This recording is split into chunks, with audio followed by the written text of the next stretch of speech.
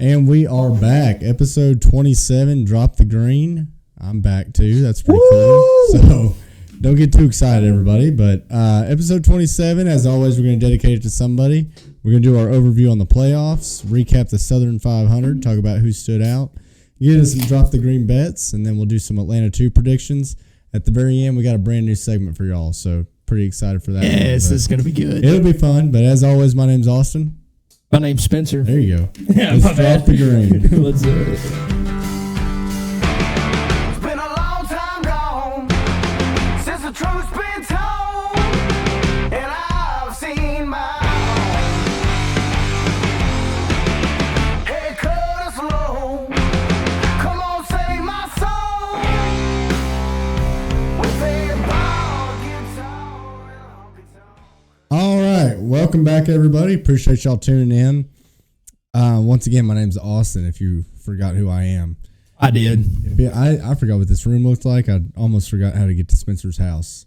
It's so long, but Dude, it has been a minute. I'm happy to be back. So Yes, we're happy to have you. Before we get too far into it, this week's overview, I almost wanted to make it just all the corrections on everything Colby said. You know what I mean? But then I was like, we don't need a 3-hour episode. So Okay. But, yeah. I'm yeah. sorry I didn't correct him as no, it's co-host okay. over here. No, Yeah. it's okay. But some of them were pretty painful, so we'll see what he does next time. Put him in the comments. Put him in the comments. I think next week he'll be back on to spread more fake news. Fake news, as some and people say. misinformation, but I like it. I figured we'd jump right into it, Spence. So episode 27, it's getting a little weird with some of these numbers we're hitting. Dude. It's kind of getting hard. Yes. And we're on what we thought was a similar one with 27 with no one to find. Yep. And then I think we found 2 good ones. Mine's not really good, and I'm not even going to spend a ton of time on him because I don't like the guy. But Jimmy Spencer, you'll like this. His nickname is Mr. Excitement. Ooh. So not much of a race car driver, at least in NASCAR, but he was a big media personality. So if you saw a picture of him, you might recognize him. I saw him when I got a picture of that car. I was like, I know exactly who that is. Yeah. So he was kind of like he was like an absurd sports personality, like almost like a Skip Bayless maybe. Just as Stephen A. Smith, the character. just like plays a character, unreal takes. But before all that, Kyle Petty. Worse. Almost. Well, I wouldn't say worse. Kyle Petty's pretty terrible. But Jimmy Spencer, Mr. Excitement, born February 15th, 1957 in Berwick, Pennsylvania. Okay. No clue where that is.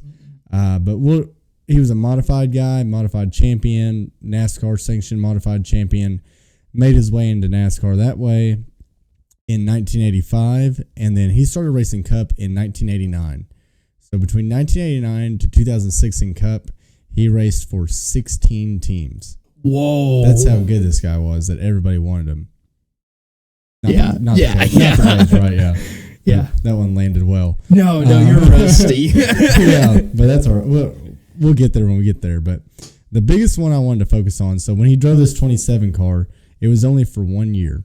It was 1994, that McDonald's sponsorship for Junior Johnson and Associates. So that year, I'm going to kind of skip into what happened, but he finished 29th in points. He only had 3 top 10s. Okay. He didn't even qualify for the fall Bristol race, and he won 2 races. Makes you scratch your head, right? So those 2 races he won. So his 3 top 10s were all at super speedways. The 2 races he won were Daytona and Talladega. Right. Okay. And so he finished the Daytona 500. He had a bad finish, so I'm assuming he wrecked. I didn't go back and look. And then the next Talladega race, he finished like 4th, and then he won the next Talladega, won the next Daytona. Okay. So the allegations, obviously they're cheating. That's where I'm going with this, right? Yeah. And we know Junior Johnson was really good. Their team was really good at cheating and getting away with it mostly. Yeah. We heard about him last week. I mean, the guy's like a notorious criminal. Yes. So he knows what he's doing, and he's been doing it all along. You know, when Darrell Waltrip drove for him, they were dropping lead shot out of the frame rails and just crazy stuff. Hearing those stories are wild. So there's all kinds of allegations on this car. And once again, I can't stress enough, like if you go look at the stats of this year, it's like 25th, 37th, 28th, 32nd, Talladega won. 30, I think. It's so obvious. Yeah. This was also before what we have now, the playoffs, which we'll get into. So he won 2 races, but he still finished 29th in points. Yeah, horrible. Like, how bad did you have to be? Pretty damn bad. So we obviously He would have been at least 16th in points. At least 16th, right? Yeah. Ask Harrison Burton. Yeah. So we know they were doing something, which is fine. That's the name of the game, right? Especially that era. Yeah. So there was rumors that McDonald's was looking at leaving NASCAR, kind of a longtime sponsor, and that NASCAR was letting them cheat. This is all after the fact, right? NASCAR was letting them cheat because they wanted McDonald's to win and stay involved. That's one of the conspiracy theories. There's conspiracy theories that they had an adjustable spoiler back then, which is more or less confirmed. And then there's conspiracy theories that on the, the tapered spacer or, restrictor plates and stuff they were using back then. And a lot of guys did this too. They would have like vacuum leaks where they were actually putting more air into the engine. It. Yeah. And they even like the old DEI cars, they would like score up the bottom of those restrictor plates just for this much more air to go into. So a little bit of that. And then Dale Jr., and I tried to find it and I just didn't have time, but he knew somebody that bought this car years afterwards, and obviously his, statute of limitations was gone. So they were able to tear it down, and he kind of talks about some of the things that were on there. Ooh. But he had Jimmy Spencer on his podcast, which is pretty crazy when you hear what I'm going to tell you, and was like, hey, man, like, I know we were messing around back in the day. Like, that's NASCAR. Like, what was up with that 27? This is his only 2 wins. Yeah, in his whole career. Yeah, over 490-something starts. Yeah, he did something. Yeah. Yeah, you do something. And Jimmy's like, we followed the rule book, and it's like, no. Shut up, like, Jimmy. This was 1994. Like, I think we can say what happened. Who cares? Nobody cares. No one. Nobody cares. If anything, you would get more eyes from dudes that are, our dad's ages or maybe in a little older that would be like, dude, I would love to know what Jimmy Spencer did. Exactly. Because we know he was cheating. Yeah, it adds to the lore of it all. So obviously we know he was cheating. I want to close on this, and we're all in agreement, right? Like, they were cheating. Okay? Yeah. So 2001, I know I've talked about this race before. So Dale Earnhardt dies in 2001 at Daytona. We come back to Daytona, for the fall or whatever you call it. The summer race. Yeah, it used to be July 4th weekend every year. That's dope, actually. The Firecracker 400 is what they call it. Oh, dude, I bet you the Patriarch, like the flyover, everything was unreal. Yeah. And like special paint schemes and all that. But yes. So Dale Jr. wins that, right? So we return to Daytona after Dale Sr.'s death, like storybook ending. Dale Jr. wins. He's in victory lane or in the infield, gets on top of his car. Michael Waltrip hugs him. Like, you can't watch that without bringing a tear to your eye. Well, Jimmy Spencer's racing, and I'm not being rude. I wanted to make sure I got this quote correct. So after the race, Jimmy Spencer is interviewed and says, I knew that the 8 car was going to win this race. Something was fictitious, and he was really fast the other night. They were fast down here in February. It's not ironic that the 8 car would win with what happened here in February. What? Yes. This is right after the race. Yeah. Oh my. Can you believe that? The nerve. And it's like, that's the dude's dad. That's the dude's dad. And you're going to accuse him of cheating. Yes. I don't know if you remember 1994. Yeah. You know what I mean? Come on. Like the hypocrisy is insane. And then it's like, even if you believe that, whatever, that's fine. Yeah. Why in the world would you say that? You can't say that on live TV. On live TV. And I can't remember if it was live TV or just like a interview. It still got on. It's still, yeah. It was still a big deal. Went somewhere. It went somewhere to the point to where, it's still a quote today. So that's insane. Kind of a piece of shit, to be honest. So that's why I didn't want to spend a ton of time on him. I want to leave it there. Jimmy Spencer. Let's go to yours, because I like him a lot better. Yeah. And I think between our 2 drivers, well, I'll let you go. I don't want to steal the thunder, but. Yeah. Don't steal the thunder. This week, I chose Paul Menard. Yeah. Wisconsin native. Right. If you don't know who Paul Menard is, his dad owns Menard's, which is, I believe, like a massive type of department store, like a grocery store as well. It's got everything. It's like a Sam's Club, like a Costco, something like that. It makes like a almost like a Sam's Club and a Home Depot. Yes. Yeah. Okay. Yeah, perfect. And they're not in the South at all. They're all, Northwest. I think there's even some Northeast, but definitely Northwest, up near Wisconsin and everything. So that's where he's from. He started racing when he was 8, doing some little things. I didn't go crazy into detail because I really wanted to. I know we got a lot to talk about, and I wanted to focus really on that number 27. But he joined in 2003. He joined Andy Petrie Racing, and he raced in all 3 series that year, including ARCA. So he raced in 4 series in 2004. He raced 2 Cup races, like 10 or so ARCA races. Xfinity races, and then 6 or 7 truck races all in that same year. Didn't do anything crazy, but just getting reps under his belt for the first time in NASCAR.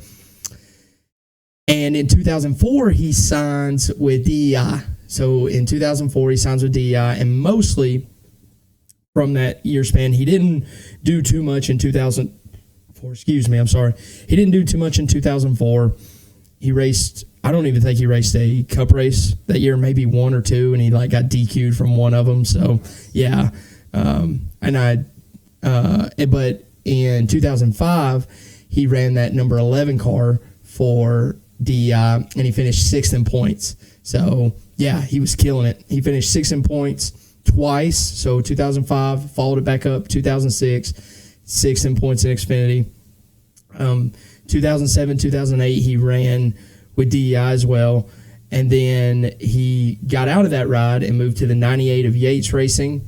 And in 2010, he ran for Richard Petty in the 98. And he had 5 top 10s that year in the 98. So he went full-time Cup that way. And then we get to where I wanted to talk about. In 2011 to 2017, he signed with RCR and raced that number 27 car.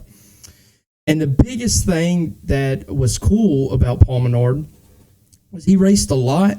He never really won anything except one win at the Brickyard 400. Yeah, big one. Yeah, the big one. Yeah. Mm-hmm.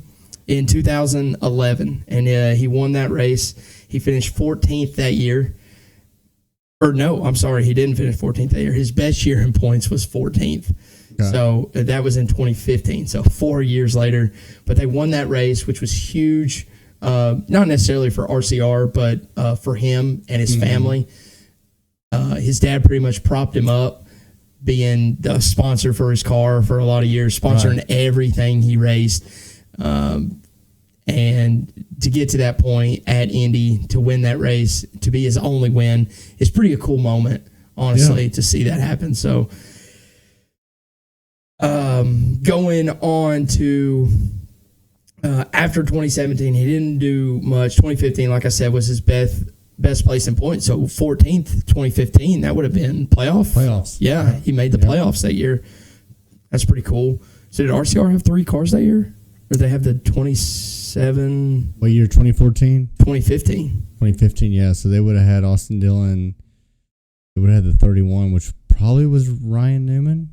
Okay. Yeah, and then they had the 27. Yeah. Yeah, that sounds right. Yeah, we'll have to go back and fact check. Yeah, yeah. Three cars, RCR. Yeah. Now they can't even run 2. No, they can't. But he finished 14th, so he made the playoffs that year. And then fast forward 2016, 2017, just kind of same old same. And then he gets a ride with the Wood Brothers in 2018 to 2019. And in those 2 years, he has 10 top 10s, which I thought was really impressive. Yeah. For someone like that, because I feel like coming off, and I know RCR has definitely went downhill since, DEI days and all that. But to come pretty much to maybe just a tier high better team in the Wood Brothers probably at the time. 10 top 10s was pretty impressive to me. And they were at a lot of them, several were super speedways, but then again, there's not 10 super speedways in, so he some of them were legit. Exactly. Some of them were legit. So he finished 19th in points. Both those years, he finished 19th in points, which to me is pretty impressive. And after that, he rode off into the sunset, and we haven't heard from Paul Menard again. Haven't heard a word. And even when he was in, he was super quiet. And it was like one of those, obviously, came from money type of guys. Yeah. But like nobody was upset about it. He was just like a solid dude. Yeah. And very quiet. and didn't like talk much. That's the way to be if you're going to do that. Like that's the only way. You know, he did it the right way as far as coming from millions, and his dad's a billionaire. Yeah. And it's like, what are you going to do? Yeah, I mean, he still worked. It's not like he just got a truck ride. Yeah. He raced an ARCA. He raced modifieds before that. You know, all this different. He started racing at 8, so he clearly had a passion for it. He can't help that his dad just had boatloads of money to throw at his passion, you know. Yeah. I mean, I might be in the FIFA World Cup if, you know, my dad had the kind of money to put me through soccer camps, you know. Yeah. I mean, what are you going to do? Like, not fund your child's dream? Exactly. And he was obviously good enough to be there, but... Yeah, this was a really cool win just to close it out. So his dad, really involved in IndyCar racing, owned an IndyCar team, actually had a driver die at the Indy 500 in qualifying. Wow. So like, they're big IndyCar fans, right? You know, just growing up in the area they did in Wisconsin, like that's the racing. Right? That's the racing. That's the racing, and so the Brickyard meant a ton to them. And just Paul randomly, you know, it's one of those storybook things. Yeah. Kind of like Chase Briscoe winning at Darlington. Yeah, exactly. Yeah. I mean, just like this, but it's just weird. Like NASCAR always has these storybook tales, you know, and this is one of them. Yes. You know, if like the dude races 4 billion races, the only one he wins is at the Brickyard. Yeah. So pretty cool. But I just want to, we'll close it out here. Between the two people we dedicated this to, we have 3 Cup wins. Let's go. That's more than Corey LaJoy. So it can only go up from here. That's more than Corey LaJoy top 10. That's right. So this week's overview, and here's where I'm going to make up for all the talking I haven't done the past 2 weeks. Let's go. Spencer's been carrying the podcast. Yeah, thanks, Colby. Yeah, thanks, Colby. So I wanted to get into the playoffs. Originally, I wanted to do like a whole history of point systems and playoffs and everything. I don't think we have time for that, but let me just go ahead and tell you everything was regular season points, you know, the whole year until 2004. And then we started with the chase, and that was the top 10 guys. And then they competed, you know, they reset points, and then you went from there, no eliminations, yada, yada. That got changed a handful of times. Then we had all points, and then there was 2 wild card winners. But basically the format we have now, minus a few little tweaks and changes, has been what we've had since about 2014. So the 16, the eliminations, yada, yada, yada, and so on. So I think people have a mild understanding of how the playoffs work, but I'm telling you, there's some... It's intricate. It's very intricate. So let me start out by saying, so after the regular season is 26 races, right?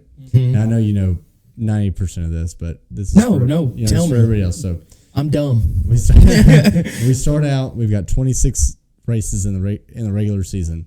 The last 10 will be the playoffs. So in those first 26 races, if you win a race, you are automatically in. Now, before the past 2 years, you had to be in the top 30 in points, right? Out the window. Yeah, out the window. And when they did that, everyone's like, "Well, this will never be a problem." You know what I mean? First year, it's a problem. Yeah. And so anybody that's... Go ahead. No. I was just going to say they should have saw the writing on the wall when the very first year of the next gen car that they had 16 different winners, which had never happened in history. Yeah. They should have saw the writing on the wall. So yeah. And I'll get into that too. Okay. Go ahead. That's why I didn't want to jump ahead. Lay it all out. Please jump in as we go, because I'm telling you, I'm going to explain this and none of it's going to make sense. I got a couple questions about why you think this playoff format has happened the way it is. And I think we should tweak it, honestly. So, top 16 are going to be in the playoffs. That's determined on the first 26 races. So, if you win, you're automatically in. Now, you're automatically in the playoffs. But as we go through the regular season, we have regular season standings, and then we have playoff standings. So, those run independently of each other. Yes. Now, all year. Now, if you're going to point your way in, that's regular season standings. So just like we saw Harrison Burton won 2 weeks ago, right? He was 34th in points. Well, he won. So regular season, he's 34th over here. Well, since he won, boom, he's automatically in the playoff standings. Okay. Now, back in the regular season standings, even with a win, he didn't move up a single spot. Wow. So somebody that was 16th in points legitimately got pretty much moved to 34th. As soon as Monday morning happened this week, boom, they're like 17th, 18th. You know, they moved out. Yeah. So we go through the season. If you win a race, that's 5 playoff points. Yes. Once again, that's you win a race in the regular season, you just put that in the bank for playoff points, right? And if you're listening, sorry, I'm making all kinds of weird hand gestures. Yeah. But so that you just put that in the bank. If you win a stage, that's 1 playoff point. You're stacking playoff points. It's 1 playoff point, but it's 10 regular season points, right? Yes. And regular season, when you finish in a stage, number 1's 10, number 2's 9. Yes. All the way down to 21. But in a stage, there's only 1 playoff point given. Right, for the winner. For the winner. Okay. Yeah. So this is already insane. Get your notepad out. I'm on my second bullet. You know what I mean? Like, do you know, before you go any further, do you know how many regular season points you get for a win? So, like, Kyle Larson and Tyler Reddick were in a battle here for the regular season championship. I'm assuming you get regular season points for wins. Yeah. Do we know what that metric is? So they did do it. They did make this more simple because back in the day it was some arbitrary amount. Yeah. Basically, you take the I want to say it's 36, right? Because that's how many charters. So you take that number and flip it. So number 1 gets 36. 36. Okay. But since we've introduced stages, the winner a lot of times is not the high point earner. Okay, so literally, like me and Colby talked about fantasy a couple weeks ago. That's how the points are divvied up. Those are legitimate. Legitimate points. Yeah. Like you win stage 1, you win stage 2. Let's say you finish second. You're going to get more points than the guy that won the race. Yes, exactly. But the guy that won the race gets these magical playoff points that matter more later on. Yeah. Right? Yeah. It's a trade-off. I'm telling you, I knew this was like we understand. I'm telling you, if you're brand new to this, it's insane. It's not like going 8-8 and making the playoffs. No, it makes no sense. So stacking your playoff points. So once we get to the end of the regular season, whoever is number 1 in points, right, for the regular season, and this doesn't matter if you've won a race, yada yada yada yada. If you are number 1 in regular season points, you're the regular season champion. You get 15 bonus points. Now, to go towards your playoff points.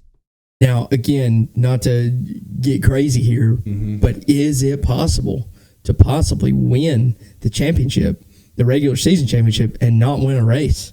So I'm so glad you asked that. Okay. So another one of we're on like our 37th asterisk, right? Yeah. So if you were the regular season champion, and let's say we've had 20 winners, right? Yes. And you haven't won a race, but you finished second. Every single race, right? Pretty much. If you win the regular season championship, that's an automatic playoff berth. Okay, that was perfect. So I can only imagine when they came up with this, they're just sitting around drinking beer, and somebody said that same thing. Yeah. You're like, well, what if? Yeah. And they're like, automatic playoff berth. Yeah. You know what I mean? They're like Oprah, just giving off automatic playoff berths. Everybody, you get one. You get one. Harrison Burton. Yeah. So. Once again, 5 points for a win during the season. Now, here's the other thing. Let's say you win 4 billion stages, right? Or not 4, but let's make this realistic because it's going to be confusing. Let's say you win 10 stages in the first 26 races. Okay? But we have 16 winners. So now your 10 playoff wins, or your 10 playoff points mean nothing because you didn't win the playoffs. Yeah. So now you just stole 10 playoff points from the field.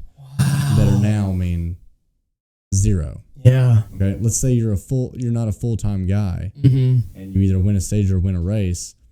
Those are playoff points that won't be used by somebody else. Yeah. Because they're done. When Justin Haley won in 2021 or 21 Daytona, the rainout one. 2019. Yes. Yeah. Like everyone's like, oh, well, now he's in the playoffs. Well, no, you have to be a full-time driver and attempt every race to be eligible for the playoffs, unless you get a waiver. Yeah. This is where the waivers came in. The waivers were not a thing until Justin Haley didn't get a waiver. Well, he only ran like 3 races that year, so they didn't even ask for one. Oh, they didn't even ask for one? Yeah, they would have got denied. Okay. That's like the only time it would have got denied.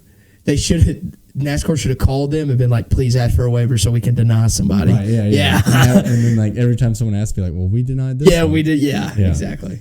So that kind of sums up the regular season. I don't think I left anything out. I know we're all confused.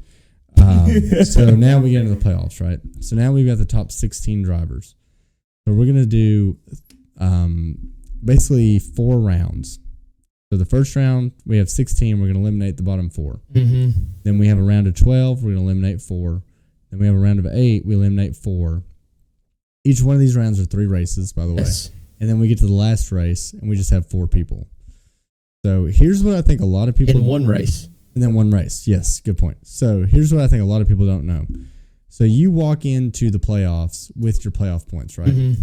And what's weird about this, so Tyler Reddick just won the regular season championship, and he got 15 playoff points, right? Yeah. But Kyle Larson has more. But Kyle Larson has more playoff points. Yes. So even though he just went to a trophy ceremony, got his 15 bonus points, overnight they reset the points solely based off playoff points, and Kyle Larson's number 1 in the standings. Yeah.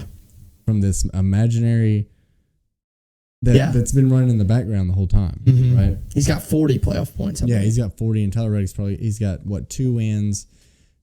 So that's 5-10 plus the 15. Yeah. So that's 25. He's probably around 30 something. He's 30. probably won a stage or 2. He might be like 27, 28, somewhere around there. But Kyle Larson's won more races, and then won like every stage that he can win, except for the stage 3. So we get into we go through our first round, right? So let's say you're Kyle Larson. You say 40 playoff points? He has 40. When I looked, that's what I remember. Yeah. So we go to Atlanta, he wrecks. We go to Watkins Glen, he does good. And then we go to Bristol, and he does all right. Okay? Let's say he barely scrapes in. Like, he's number 12. Right? Ooh. So we eliminate the bottom 4. They're gone. We wake up the next morning. Merry Christmas. Everyone gets your playoff points back. They reset everything, and everyone gets their playoff points back. So Kyle Larson, that barely made it in, now he's back up to 40. Back up to number 1. Wow. Yeah, back up to 40 points, like you said. And so if you remember last year, Truex won 3 races in the regular season. Yeah. Won the regular season championship, if I remember right. And then just like shit the bed in the playoffs. So he would barely scrape by, round would start over, got them all back. Barely scrape by, got them all back until it got down to like the round of 8. You know, he couldn't continue to suck and make it. So that's important to remember. I don't think a lot of people know that. No. Now, once again, if you win, and we see this every year, somebody will be dead last in points on the last race of the round, and they can't even point their way in, but if they win, they're already in the next round. So you could finish, top 5 every race of that 3-race round, but let's say you didn't have enough playoff points, so you're already in a hole. Yeah. And then Christopher Bell's done it like 3 times now. Yes. He's so good at it. He is the king of like walk-off wins. These last 10, you better circle Christopher Bell because he might win 7 of them. Yeah, and I mean, he could finish dead last in the first 2 races of a round. And then he's winning. He's winning. Yeah, like he's winning. Just insane. Yeah. And good for him. I mean, I get a little less pissed about those wins than I do the other ones, but they're still kind of ridiculous. So all these points matter. When you're in matter. Yada, yada, yada. We get down to the last race of the year. The last race of the year. Go ahead. Got a question. Yep. Okay. I was thinking about you're in round of 16. Mm-hmm. Okay. I think the last 4 out are going to be Chase, Briscoe, Daniel Suarez, Harrison, and maybe Bowman. Sorry, Bowman, if you're not. He's right there. He's at 11 or 12, whatever it is. But, okay, what I'm getting at is you have Daniel Suarez win. He wrecks out the first 2 races, has a walk-off win, gets to the next round. Does he get playoff points towards that next round? Yes, good point. Okay. So, like I said, you get like 15 or something? No. Okay. So you're Kyle Larson or Daniel Suarez, either one. So you carry your playoff points from the regular season. And like you said, round 1, Daniel Suarez wins. And let's say he's probably only got 5 playoff points. Yeah, it's not much. He's won one race. I don't think he's won a single stage. Maybe one. Let's just say he's got 5 points, right? Yeah. So round of 16, he wins a race. So then he walks into round of 12 with 10 points. With 10, okay, because he gets 5 more. More. And then let's say he doesn't win a race in the round of 12, but just points his way into the round of 8. Then he gets 10 points in round of 8. Yeah, okay. So you get what you got and then you add on what you. So pretty end up much hitting. what you're looking at is if Larson makes it to the round of 4, you are having to if I'm racing against Kyle Larson and I pointed myself into the playoffs, and so I literally have 0 playoff points. I just have a win, so I guess I would have 5. I have 5 playoff points. I have to make up 35 points in the round of 4. No, by the round of 4. The round of 4. By the round of 4 to even have a shot at getting to him. Yeah. Because I mean, at that point, I would have to probably win a race, win several stages, something to make up that 35-point gap, and hope he doesn't extend that lead, right? Because he can win. Yes. Yeah. Okay. And then once we get to the round of 4, so we've been accumulating playoff points all year. You get playoff points throughout the rounds, right? We get to the final round of 4. Take all those points and throw them out the window. Yeah. Because now they don't matter. Yeah. Including stage points. Which is insane, right? It just matters. Blows your mind. It just matters where you finish. Yeah. So even That's so dumb. even stage points. So you could win stage 1, stage 2, and finish the race second, and it does not matter. Yeah. Because the stage points no longer matter. So why we even do stages in the final race doesn't make sense. No. But I will say, so that's ridiculous, right? Let's say you get eliminated in the round of 16. You can still go past 12th in points.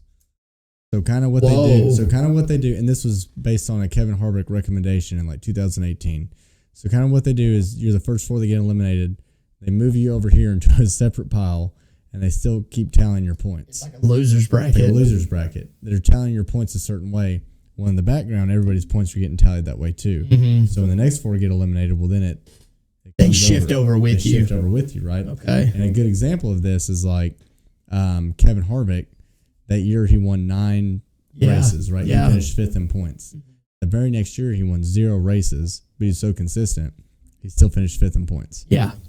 That's so silly. They're still keeping you can get eliminated because people win, and then when they redo the points, then you're going to jump over all these people that get eliminated 3 weeks from now because you do have more legitimate points. Yes. Do you agree with that? I mean, that's like if we have to have this system, then yeah. Yes, it's a must. Yeah, it's a must. Okay. Yeah. I was just curious what your actual. It's the only legitimate thing. It's the only thing that's made sense so far from what you've said. So I think that's everything. Okay. Do you have any questions before I solve NASCAR? Let me think. I think I asked you all the questions that came to me instantly about the playoffs. I mean, it is such a crazy thing. And it's just one of those, like, you're not what, and before you get into it, what I'll say is what irritates me is you don't hear this anywhere else. Like when we were going over our show sheet here and you were telling me kind of what you're going to talk about, my jaw was on the floor. And I'm like, I've been watching this since 2017 and I didn't even know some of those things you were talking about. And it's like, why? Why do we have to dig into the NASCAR rulebook as fans to explain how this works? And I think it's because it's so freaking stupid that every fan would be like, why does it work this way? And throw their hands up. So fix it. So, okay, before I fix it. Yeah. Because I want you to get a chance to talk too, because you're just as important as me. Oh. So I think you're kind of on the roll of where I wanted you to go. I got 4 questions down here. Okay. You can answer them all, or you can not. I just want to get you talking. Playoffs. Are they good? Are they bad? Are they exciting? Are they hurting the future of NASCAR? Okay. And go. Step 1, they're definitely exciting. I mean, it's wild. Like exciting. I mean, I hated it personally because my driver got cut out of it, but it was exciting. Love seeing Chase Briscoe do walk-offs. That's so cool to me. Harrison Burton getting a win. Good on them.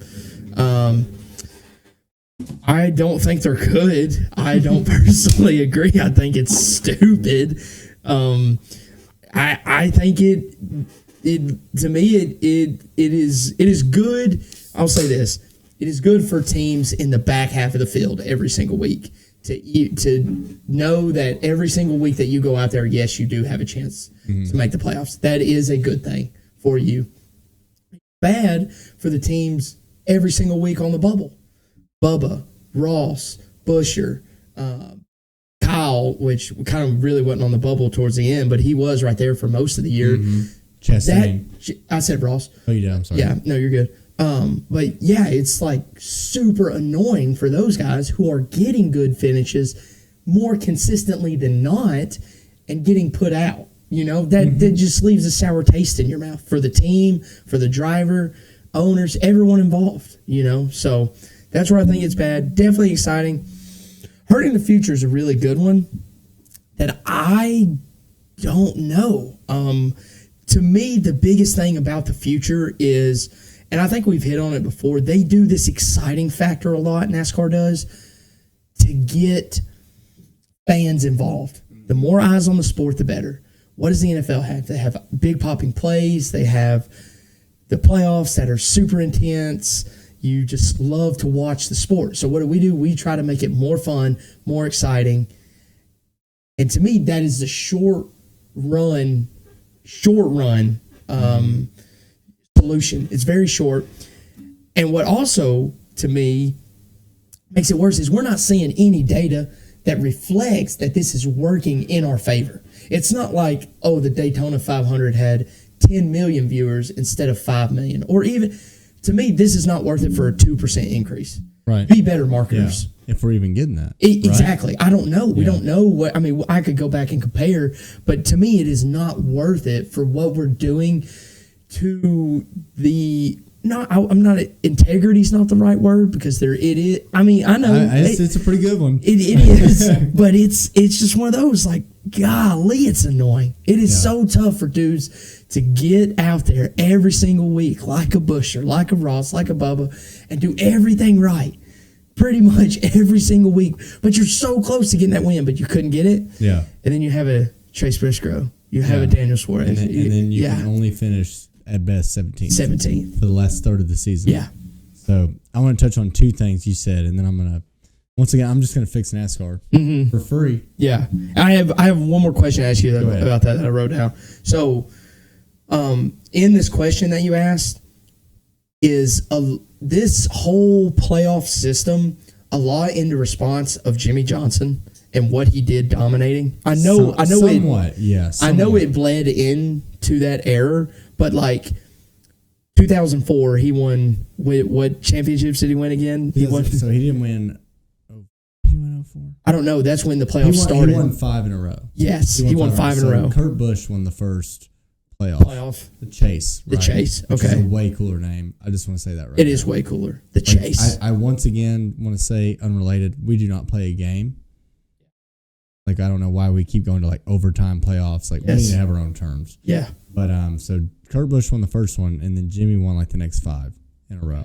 And then in the Chase system. Then, yes, you're right. And some of that might have been. Now, a lot of people think we went to a playoff / chase to begin with because Matt Kenseth in 03 only won 1 race, right? But he won the championship, and he was just consistent. This was regular season. That's. It's also the peak of NASCAR. Yeah, crazy. So I think this system, if you ask me, and I said this on Twitter a lot too, this system was created, back when we had like Car Tomorrow Gen 6. Yeah.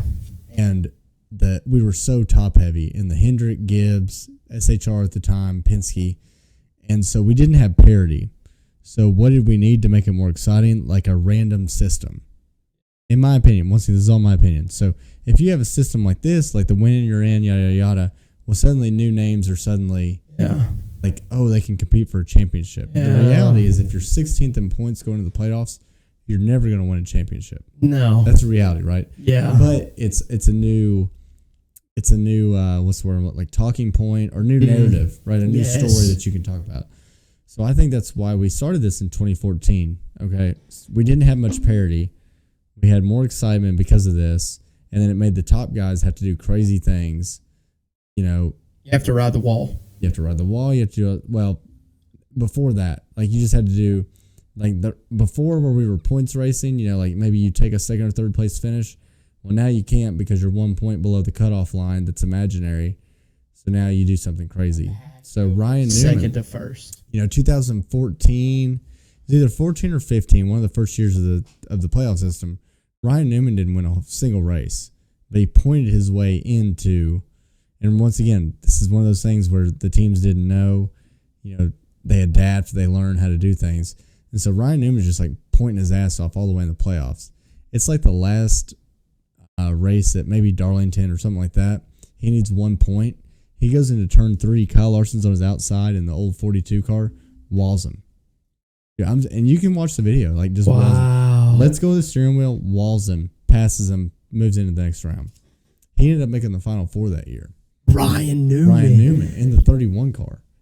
Like, had no chance, had no business being there to begin with. Yeah. But, like, this is the old Gen 6 car, and, I'm sure NASCAR is just drooling at the Yes. So, all that to be said, well, then we go to this next gen car to increase parity, right?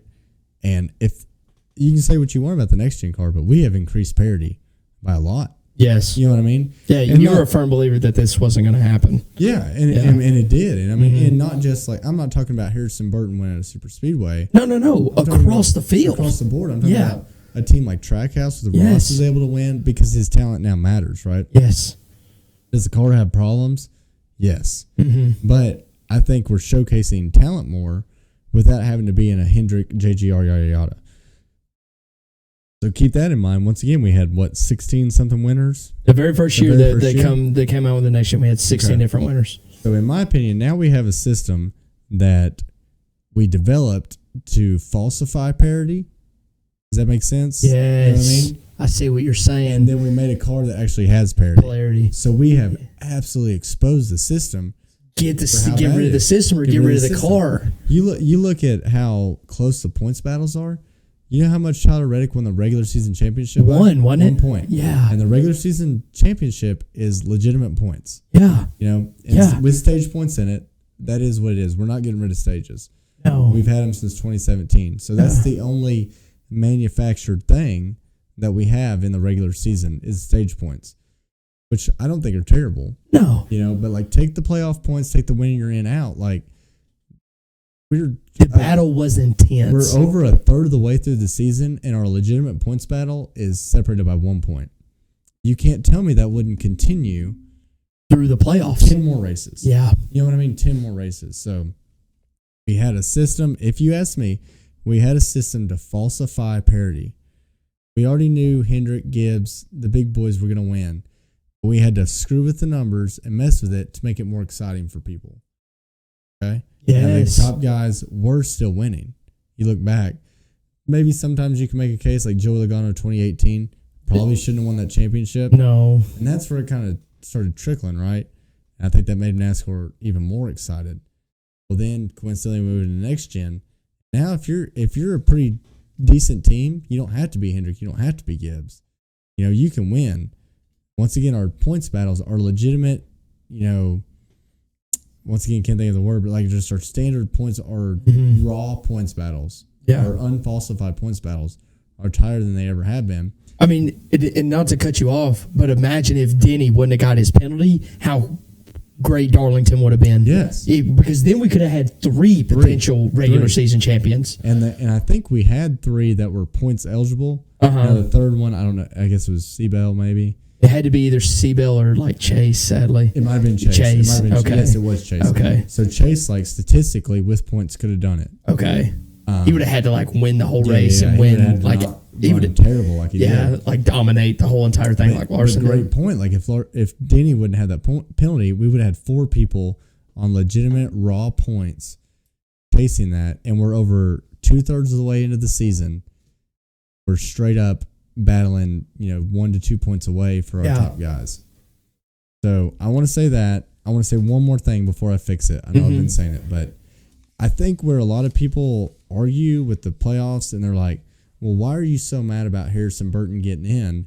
Do you really think Christopher Buescher or Chris Buescher or Bubba Wallace would have won the championship? Absolutely not. I don't. But that's the lazy argument to say, well, what's it matter if it's Harrison in 16th or Bubba in 16th? They wouldn't have won the championship. I can tell you Bubba and Chris Buescher would compete more, and they would make every single driver, like Larson, Joey, Blaney, every single dude that's higher up than it would have made them way more nervous. Yes. Way more nervous. Yes. And not only that, where I come from is, Chris Buescher, Ross, and Bubba all deserve 2 championship wins. You know what I mean? Mm-hmm. And I think we had a lot of people argue with the playoffs and they're like, well, why are you so mad about Harrison Burton getting in? Do you really think Christopher Buescher or Bubba Wallace would have won the championship? Absolutely not. I don't. But that's the lazy argument to say, well, what's it matter if it's Harrison in 16th or Bubba in 16th? They wouldn't have won the championship. I can tell you Bubba and Chris Buescher And their teams deserve, not just the drivers, their teams deserve to finish better than 17th in points. Yes. Yeah. That's where they've ran all year. Yeah. And once again, are any of those three going to win the championship? No. But I think they should all finish, maybe 13th, 12th, 11th, 10th, somewhere.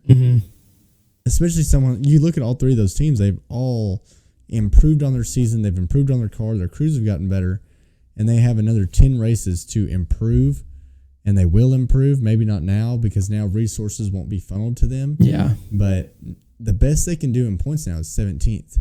Harrison Burton, who was 34th, he can sit on his thumb the next 10 races. He's going to finish 16th in points. Yeah. He's going to sit on his thumbs. Yeah. I still don't think he gets a top 10 in the next 10. There's no way. Unless he picks it up at Atlanta or Talladega. That's it. There's no way. I mean, I'm with you. I don't think it happens, but as we know at those tracks, it's more possible than it is anywhere else. And I think some people, and some of these fans that agree with this system, maybe they are coming from a different sports fandom background, because you'll argue with people and they're like, well, you have to win.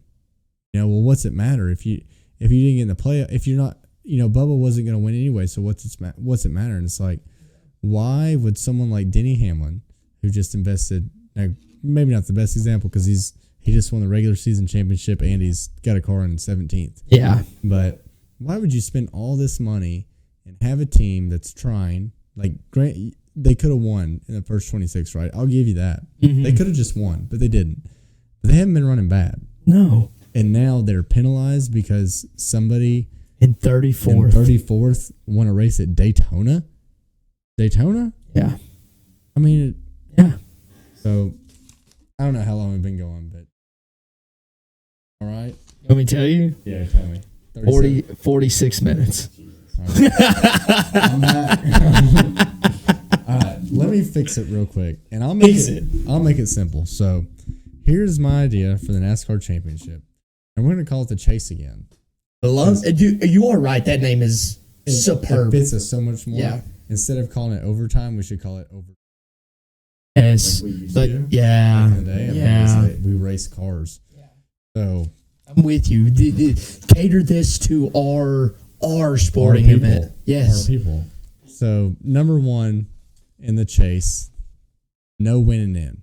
Yeah, Zero winning in, and no waivers. Ooh, you have to race every race, no matter what. Or you don't. And I'll get into why. Okay. And I want to preface this by saying I didn't just absolutely be hardcore about this. I'm going to call this the compromise Chase system. I'm compromising with our people like JD that think if you win one race, you just magically deserve to bump up. So it's going to be a compromise. No winning in, no waivers. If you want to show up for 5 races, go for it. Yeah. I'm going to give you 40 additional points for winning a race. 40. Wins are big. I'm going to give you 40 additional points for winning a race. All other points stay the same. Okay. Except we're not doing any regular season points over here and playoff points over here. All the same. Playoff points are gone. Okay. But I'm going to give you 40 additional points for winning a race. So if you're Harrison Burton in 34th, you're going to get 40 additional points plus your points for winning a race. Yeah. So instead of sticking in 34th, you might move up to 30th. Yeah. You'll pass some low level people. You'll actually pass some people. Yeah. But I'm not bumping you up to 16th. No. That's ridiculous. So after the regular season, the top 16 go in. Now, where my people that like winning in, right? Let's say we're 10 races in the season. Points are still pretty close, because we just started. Yeah, we couldn't. Yeah. The guy in 30th wins a race. Let's say it's it'd be hilarious to even say Corey LaJoie. Let me pick someone else. Justin Haley wins a race. Okay. The 51. In the 51, he's already down there in the scrum, so points are close. So even his win points, without my additional 40, move him up like 10 spots. Yeah. And then I give him 40 more. Let's say he's up to 14th in points. Which is definitely possible. 10 weeks in. We're 10 weeks in, right? Yeah. Boom, playoff driver. Justin Haley's in the playoffs. Well, what's the narrative now? Can Justin Haley retain that position? Yes. I'm not going to lock him in. No. You know what no I mean? lock-ins. But he just moved all the way up to 14th. So put some resources in, put the late nights in, hold that spot. Yeah. I'm giving you have, what is that, 16 more races to hold that spot in points. Yeah. Way more compelling to me. Yeah, it is. It seems more real. It seems more real. And then for the people that, once again, like winning in, let's say you're Chase Briscoe, Kyle Busch. We're at Darlington, just like we were the other week. They're both, like 18th, 19th in points? Yep. Okay. It's the last race of the season. I'm going to give them win points and 40 additional. They're going to make the playoffs by 2 points. So they still got to walk off, right? Mm-hmm. They still got to walk off. Yeah, I mean, the way you're making it is you could essentially be 150 points out. You know, I mean, not something that crazy, but you can be several points out. But you got to think, just because I'm giving you 40 additional points on the win, everyone else is still making points, right? Yes. So 40 is a lot. Basically, what I'm doing is giving you an extra race. Yes. You're giving me an extra race win almost. An extra race win. Yeah. So from going from 1, you've won 2. Yeah. In one night. Mm-hmm. So what would happen is if we were at Darlington, right? Instead of that bubble being like, oh, here's the bubble, and then Chase Briscoe leads and then the bubble just goes away. Yeah. We're going to go into the playoffs and we're going to be able to do the math and say, okay, so only the top, we've got our 16 already in just based on points. No winning in. No one's necessarily locked in. You're locked in by mathematics. Like it should be. Kind of like Truex did in the middle of the race. In the middle of the race. He locked advanced. In. Nobody could score more points than him. So we would go into Darlington this past week and we would say, okay, we did the math. If such and such wins, and here's where everyone else finishes, Kyle Busch in 19th could win. Could get in the playoffs. Yes. And that's the whole narrative through the whole narrative. Yeah. And then let's say we get into stage 2 and they're like, oh my God, if Truex gets if he finishes in the stage point, the way the math works, and you don't have to tell the fans how the math works. Yeah. You say, oh my gosh, if Truex finishes 5th, that's going to mathematically eliminate Kyle Busch. Yeah. So now we have one of those last lap points battles at the end of stage 2. Mm-hmm. Let's say and Truex is running 7th, and he's catching Denny, and he's catching Blank, whoever it is. And you're a Kyle Busch fan, you are dog cussing the TV of telling you're a Denny Hamlin fan now. You're like, do not let Truex by. I'm totally with you that would be more fun. It'd be more fun, and we'd probably go into Darlington and it would be like, okay, the only people that can win and get in is 17th, 18th, and 19th in points. Yeah, like three drivers. And I can stomach that. I don't like it. Yeah. But I can stomach it. And for the people that like winning in, I'm giving you winning in all season because once again, it's 10th week of the season, Justin Haley just happens to win. He's going to get top 16 in points. Yeah, instantly. But he has to retain it. Yeah. I mean, look at Suarez. Suarez would have never retained. No, he would have been the point leader for probably 3 weeks. Yes, 4 weeks, right? He would have been the point leader. Yeah, and then the narrative is Suarez is leading the points, right? Yes, and that team is talked about because they won that race. The team Justin Marks loves that. Yeah, you know what I mean. His sponsors love that. And then all season we watched Daniel Suarez get out of it because he doesn't deserve it. Yeah, exactly. Yeah, no offense to him, but his season was terrible. I mean, again, the guys that you name, but if we're looking at the other side of Trackhouse, not even this year Ross is not going in, but he does have more of a chance to win it than Daniel Suarez does. No offense to Daniel, and he deserves to finish better than 17th in points. Yes, which is his only. The next 10 weeks is how can we finish 17th in points? Yes. Mm-hmm. And I'm not saying it should be fair for everybody, but it should be deserving. It should be earned. Yes. Okay. So you understand how my regular season works? Yes. Okay. I love it. It's simple. We're not even to the playoffs yet. Yeah, I know. Okay, so playoffs. If you win the regular season championship, right? Now remember, there's no imaginary playoff points over here. Yeah. You finish the first 26 races, first in points. I'm going to put you first in points. We're resetting the points right now. Okay, 0. This is my compromise. Yeah. We're resetting the points. 0. Number 1 is 20 points ahead of second. Okay. Everybody on down are 5 points apart. Oh. So second place is minus 20 from 1. Third place is minus 5 from 2. Minus 25 from 3. Yeah. And so on, right? Yeah. So 16th is pretty tanked. Yeah. Pretty tanked, dude, right? They have got to kill it. But 16th is only 20 points away from 14th. Exactly. Right? Yeah. And that's the battle. Yeah.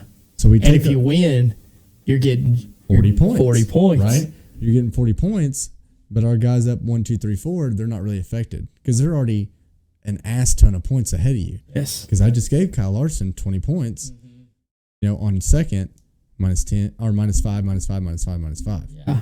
Okay, so that kind of signifies where they finished, right? I'm giving you a little bit of a buffer, but we are restarting the season. Yeah. And that's not new. That's how they did, excuse me, I'm getting so excited at myself. That's how they did the old chase. Like they were, X amount of points below. Okay. So like when you were seeing points, you were seeing negatives. Yeah. Like yes. -2, like second place -5, third place -10. Yes. Fourth -15. 15. Yeah. Math. Okay. Okay. So I'm going to continue to do rounds. That's my compromise. All right. Not with you. 3. Let's imagine someone's here. Colby's here, right? Yeah. Colby's here. Colby, this is my compromise. We're still going to do rounds. Except round number 1 is one race. Ooh. And we're separating the men from the boys at Darlington. Instantly. So you're changing the schedule. No, because Darlington every year has. I know, but it wasn't. I'm saying with this year. It wasn't this year. That's right. It goes back to it next year. Only because of the Olympics did Darlington get moved around. Yes, sir. You're right. Sorry.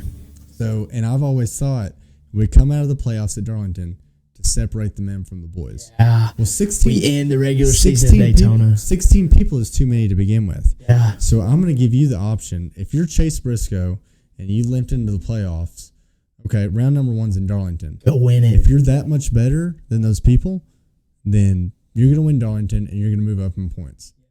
Otherwise, if you're somebody that limped in, you're not that good because 16 is too many people. Yes. And that's why I want round number 1 to be one race at Darlington. Yeah. Where the drivers come out. Yeah. The drivers always matter there. There's tire wear. It's perfect. It's the only place. It's second best to Bristol. Yeah. It's the only place, or it's the only place on the schedule that matters the most for the driver. Yes. Right. Not that the driver doesn't matter everywhere, but that is a driver's track. We know that. Okay. So race number 1. Darlington, the rookies, whatever, or if you're that good, whatever. We've got 4 eliminated after week 1.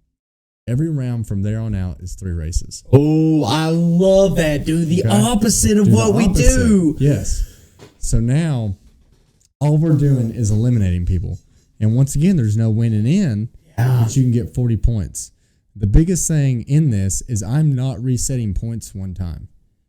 I'm not resetting points ever. They carry over. If you happen to win 2 in a round. So really, if you think about that, the eliminations don't matter. No. They don't matter. You have to perform. You just have to perform. Yeah. And we're really only eliminating people that never would have got there to begin with. Right? Exactly. So you're just mathematically, you're just mathematically getting rid of people. But the optics of it is that, we're eliminating people.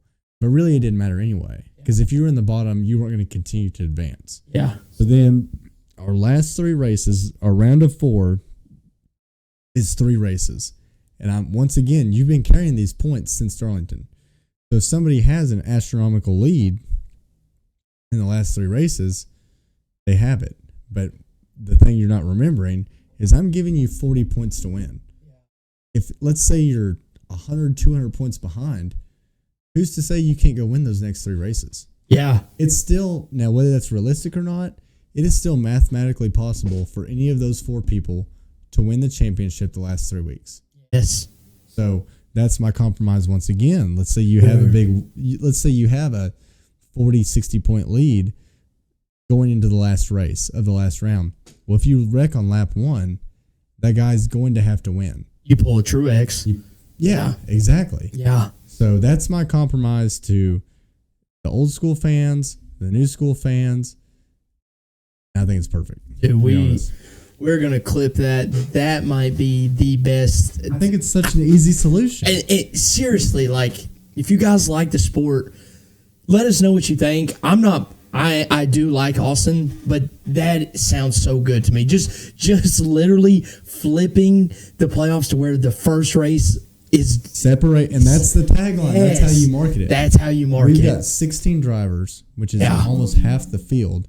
Yeah. Over half the amount of competitive fields. Separate the men from the boys. Separating the men from the boys. We say that all the time and everywhere else. And if you come in, like I said, if you come into Darlington 16th and and you win that race, it doesn't necessarily mean you're in either.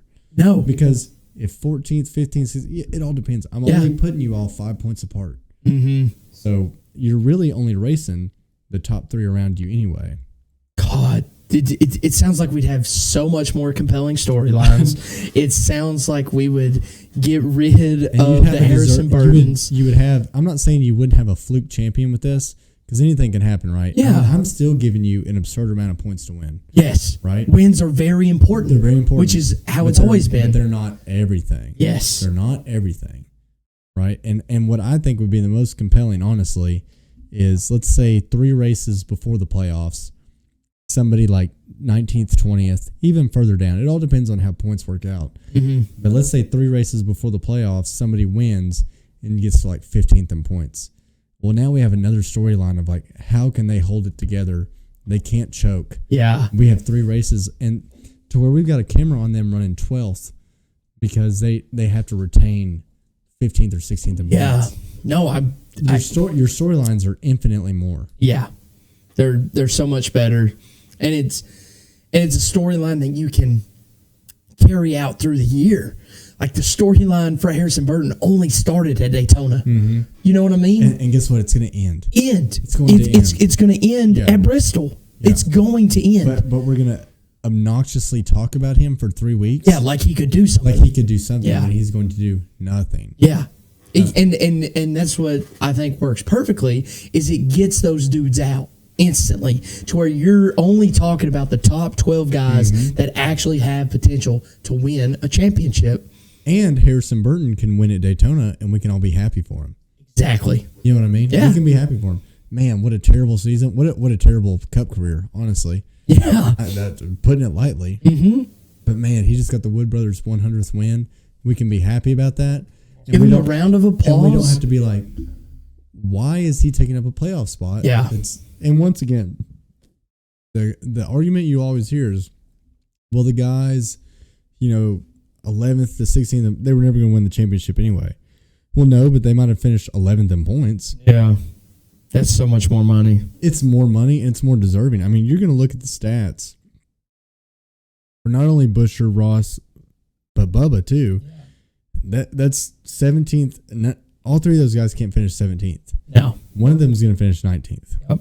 None of them had a 19th place season. No. At all. None of them really had a 17th place season. No. Honestly. No. I mean, I don't know what we're doing. Yeah. That's what pisses me off about it. So, okay. I like it a lot. I didn't want to take an hour, but like, dude, I'm telling you, so that idea I've had for a long, long time. Yeah. We'll clip it.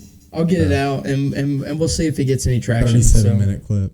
No, I'll try to shorten it up a little bit. I'll see what I can do. But honestly, what we may do is we may just put your theory in like just a post. We'll post our new playoff format.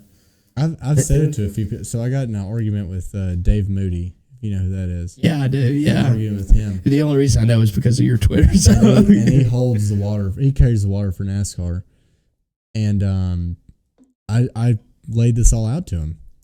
Like, he loves to argue with people because he thinks he's so smart, and he stopped replying to me. After you laid it out. And which is how you know. That you won. That you had a great point. And so I said, thoughts? And he said, I like our current system. Oh, what a cop-out. He couldn't even poke holes in yours. He couldn't ooh. I mean, and it doesn't have to be 40, right? Like, get somebody like who can actually do the math, because originally I thought 50, and I'm like, well, let's just make it basically a double win. Yeah, close to a double win.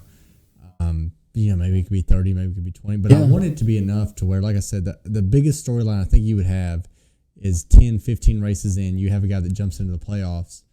Now we can talk about him retain it because they might turn it on. Yeah, we can probably, we need to sit down one day. Maybe we'll do this in the off season or something. We need to sit down. Probably Excel could probably easily do that. Mm-hmm. Been learning a lot about Excel. Yeah. And they could probably easily do that. Start throwing formulas and points in and stuff like that and see how it would work out just hypothetically, you know. And still give a chance. Like I said, I'm that's my compromise. I still want to give people the excitement of somebody who maybe wasn't quote unquote deserving or wasn't running up front.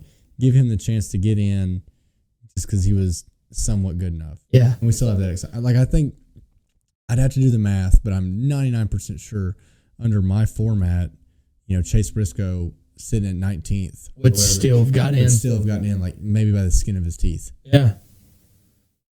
Yeah. But then he would have had to dominate. So but also what you have to think is Kyle Busch, who was right behind him in points, was taking up the second most points in the race. Yeah. Right? And those points now mean nothing because he's not top 16. Yep. It's compelling. It is. It definitely is. Wow. Fly through the rest of it. Yeah. Were you expecting that? I was expecting something very traditional. No, not traditional. But I didn't expect you to keep the playoffs at all. I thought you would keep something more traditional of just the points, the straight up points. Because I know you're a fan. I'm a fan of it. If you don't follow them on Twitter, but every single year the Winston Cup standings, which is it's very interesting. It's interesting. It's interesting. interesting. The thing you got to realize is NASCAR has been around for 76 years now. Yeah, we've had some sort of playoffs for 20 years. Yeah, no, it's a long time. It's a long time, and I really don't count anything from like 48 to probably mid 70s. So throw that out the window anyway. Yeah. We've been a playoff type sport for a while, so almost half its life if you throw out those other years. And the last thing I want to do is delegitimize people's championships.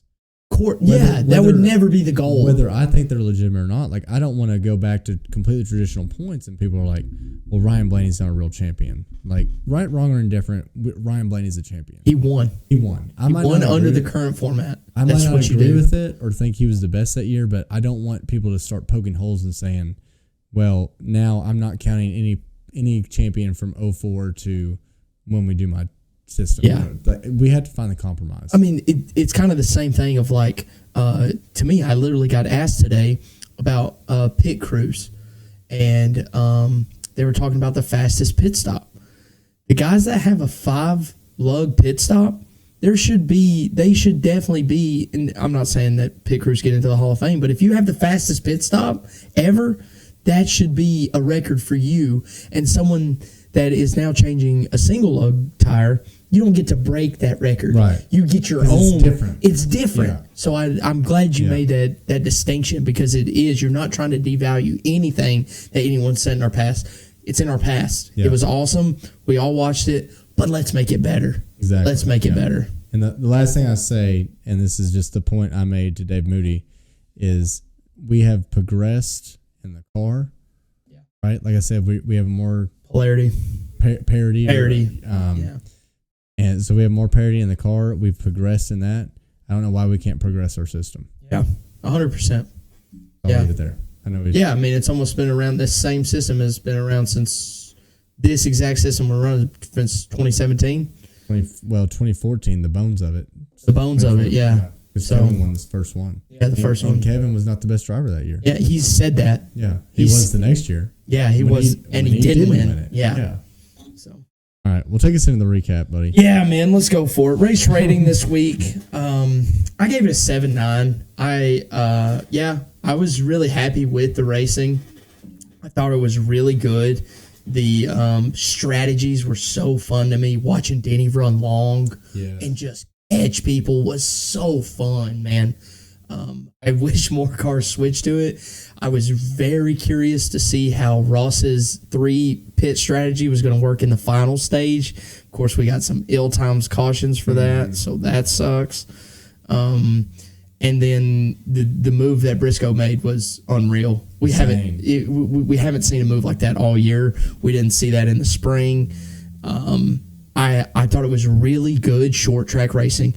The tires were super important, but they didn't destroy like at Bristol. Mm-hmm. Still a driver's track. You have to bring speed there.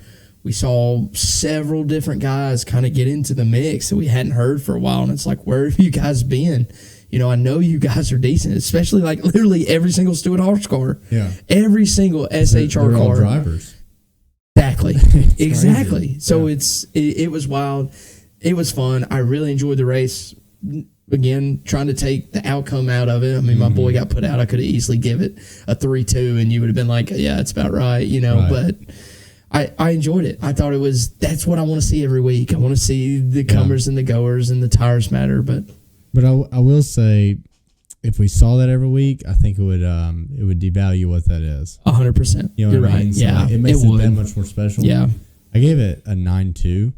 Damn, I was low. I'm sorry. Man, dude, I love Darlington. Yeah. I love night races. And then the funniest thing, I don't know if they said this on TV or if I saw it online, but Larson's like dominating, and they're like, in all the races that Larson's led 200 laps or more, which is a lot of them, right? Yeah. He's won 30% of them. Oh! And I go, he's not they winning. must have said on TV, because I remember saying like, oh yeah, he's not winning. Yeah, yeah. And like those 30% were probably 2021. Yep. Golly, when he just murdered everybody. Yeah.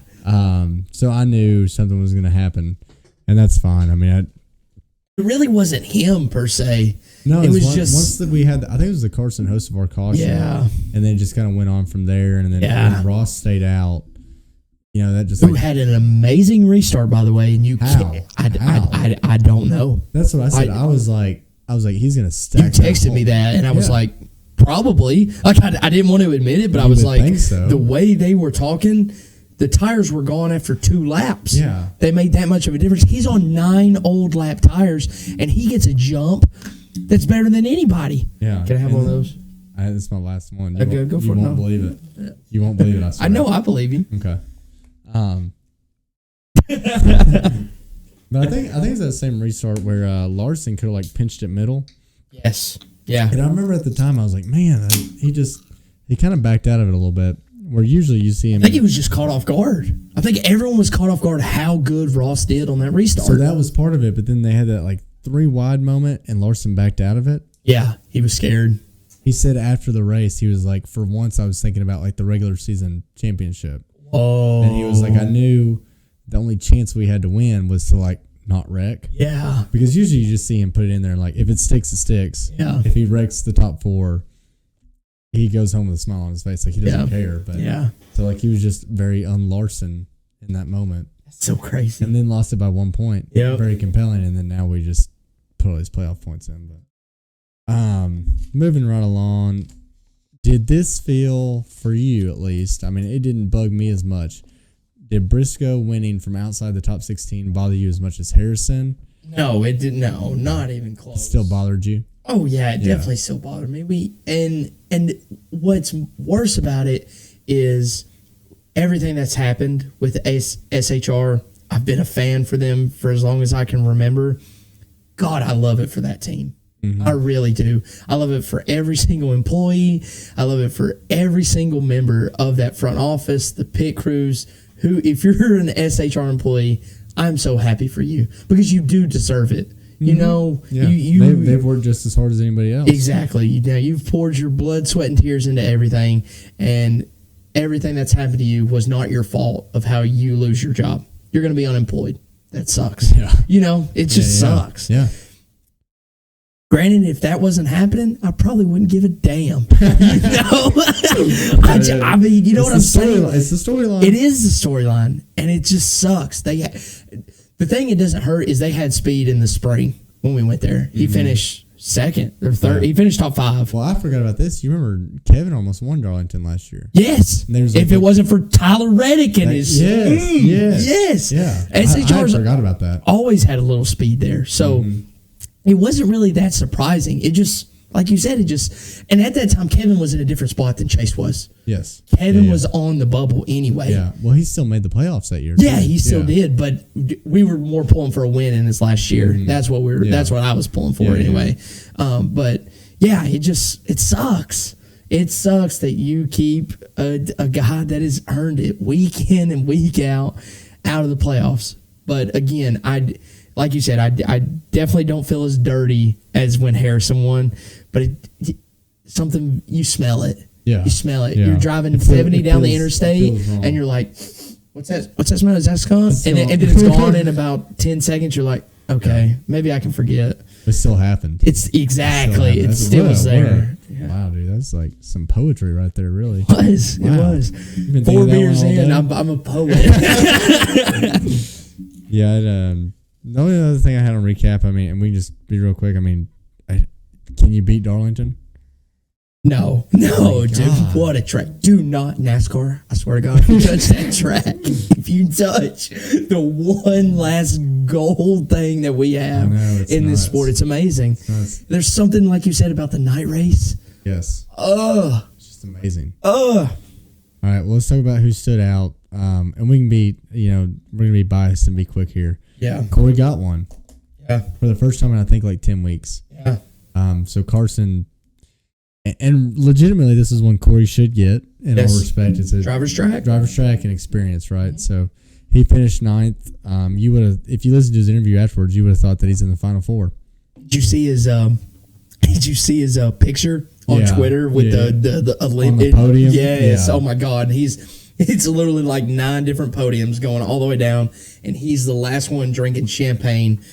Which I think would be funny if like he didn't have that interview at the same time. Yes. It's like interview, and we were talking about it earlier. It's like, people have been chirping me, but they're still gonna have to pay me for 9th. It's like, congrats! Like, this is your first top 10 on a non-drafting track. Yeah. In 10 years. Yeah. You still don't have more than Carson. Yeah. Yeah. This year, much less your whole career. Your whole career. You still have. Yeah. You still don't have as many as Carson. I'm not saying don't pull the Bubba Wallace on us. Don't be, hey, we got to get better. Celebrate. Yeah. It is a big achievement for him. No matter how much we hate him, it's good for him. It is good for him. But dude, come on, you like you said, you act like he won. He's in the Final Four. Calm down. Calm down. And he's justified, obviously, to have his act however he wants to, and he doesn't have to do what we say. But I think, in my opinion, the perfect way to have handled an interview after that is be like, this is where I think we should have been running the whole year. Yes. I hate it took this long, but this is what I think I'm capable of. Yeah. Guess what you... That's I stopped because that's where he should stop. Yeah. He talked for like 3 minutes. Yeah. So a little bit about the playoff field. We'll get into that, I think, actually, towards the end here. Do you think Kyle Busch, they've suddenly got speed? 10 races, he's not in the playoffs, so you got to think, we do see some spoilers come in and win. 10 races left. They've got the speed. Does he get it?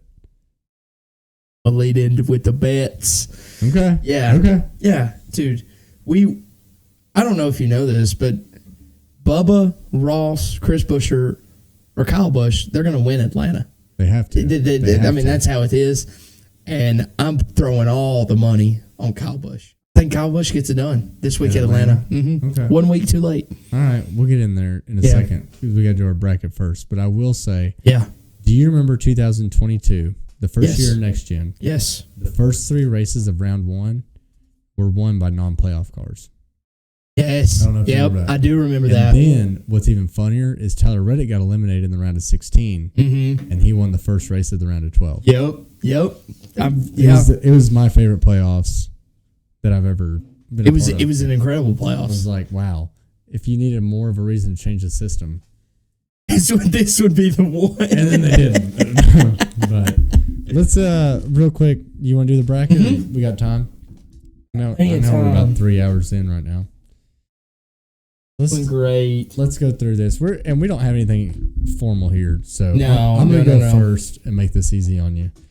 So we'll just talk about who we're eliminating on the round of 12. I think you can highlight it so then we can remember. No, but I can. Do you want to go all the way? Let me do round of 12. Huh? Let's do this. You just want to do round of 12. Who makes it? Just say your first 4 out. We'll do a round at a time. Yeah, your first 4 out. Okay, my first 4 out. Harrison Burton, bold one, I know. Chase Briscoe, Daniel Suarez, Austin Cindric. Daniel Suarez and Austin Cindric. Woo! You're gonna have the same one if you're halfway smart. God,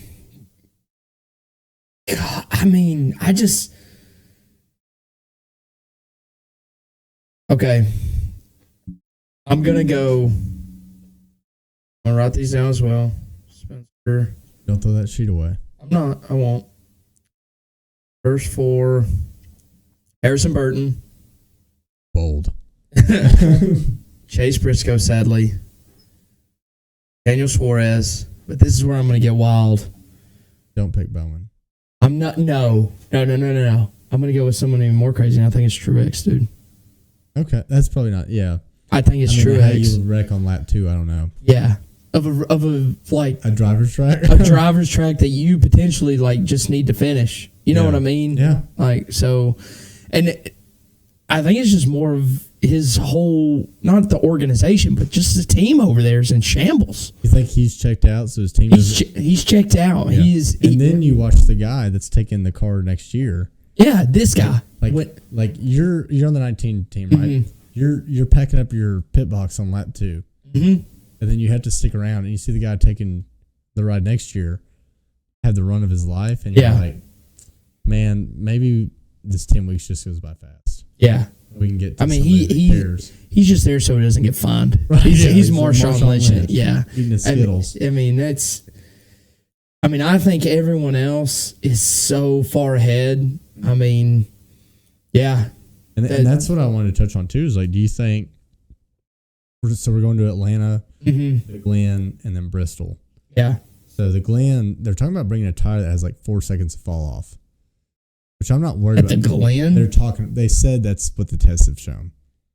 Okay. I'll believe it when I see it. The test didn't even show that the tire would shred at Bristol. So I don't know if I trust them, but it could be 8. you got to think, if you had that much fall off, and then some of these more inexperienced guys, like somebody could wreck. Yeah. You know what I mean, at the Glen. So definitely, like, I'm counting on Kyle Larson finishing about 33rd that race at Atlanta. Yeah, at Atlanta. Yes, you have to for sure. Right, and then so he's already down towards the bottom. And honestly, Blaney's probably going to win. Atlanta, possibly, dude. The Fords have been so good on super speedways. 2 different winners now. So we haven't got there yet. But it's like, then we get to the Glen, something crazy could happen because of tires. Yeah. And then your Kyle Larson, you got wrecked at Atlanta. Like, you blistered tires or had a random blowout. And now you're going into Bristol, which is a dogfight. Not that he's not good there. He's very good there. Yeah. But he could finish second at Bristol and still be eliminated round 1. Yeah. And then Harrison Burton wins the championship. Okay. No. Shut up. I was just thinking if you were paying attention more than anything. Shut up. But, okay. So, no. So I've got, who do I have out and who do you have out? You have Harrison Burton, Chase Briscoe, Daniel Suarez, Austin Cindric. And I have Harrison Burton, Chase Briscoe, Daniel Suarez, MTJ. Okay. So our only difference is MTJ and Cindric. Okay. We'll keep an eye on that. Yeah. I like it, though. I like it. It should be the easiest round to predict. I mean, I think there's 3 guarantees. No, Cindric could win in Atlanta. Anyone could win in Atlanta. I know. Corey LaJoy could win in Atlanta. Yeah, he's not. That tells you what a fraud of a racetrack this is. Yeah. But, let's get into your bets, because you've got Yeah. I might need a break, though, if that's okay. Yeah, dude, take a break. Let's take a break. All right, let's go ahead and get into the bets, because I think you have about 7 winners from what it sounds like. I got several. I mean, dude, it's one of those. We tried a strategy at Daytona that was so close, but not, And I just want to fill you in where we were last week. So last week, we were down 4.2 units. We bet a whole nother 3. And we're still down 4.2, so we broke even. So last week, I don't think that's terrible. It's really not. We're not hanging people too bad. We're not. You're down 4.2 units, and I still have 10 races. I didn't say I'd be making money by the playoffs. It takes 1 race to get in the positive. All we have to do is have the best championship race that we could ever have. And then we got a 25% chance, really. Exactly. But last week, to fill you in, I had Brad K to win. I had Busher top 5, Reddick top 3, and then I sprinkled a little Ross winner, which I didn't include that as like towards my total. I had that on my own. That was in your heart. That was in my heart, yeah. Which didn't look bad there for a minute. But we hit the Ross top 5, so we finished 5th. Plus 300. Nice. So broke us even instantly. You need something. Yeah, we hit something. So this week, like I alluded to earlier, I you're exactly right on the RCR cars having speed. I mean, seriously, I don't know where it's come from. I'm not going to complain about it. But, dude, I'm going to bet Kyle Busch hard for the last 10 weeks. And I don't know why. I mean, I know why, because I know he's good enough to win. And if that car has the same amount of speed, dude, he is going to back into one, if that's what you're going to call it. Or he could dominate the whole race. Atlanta's a perfect track to do it. He's plus 1,200 to win, which is the favorite, which is crazy. Okay. But half a unit on him, okay? So they real quick, I don't know if you saw it, but they just made like a hype video. Yeah, I saw that. I saw that video. I saw that video earlier today on the bus. We're not looking back. Yeah, yeah. And so I have him half a unit, and then my other winner, which I kind of alluded to, there was only 4 guys that I really thought could win, that are going to win. Bubba right here. We know he's good on super speedways. That's used to be his bread and butter. He's going to bring it back.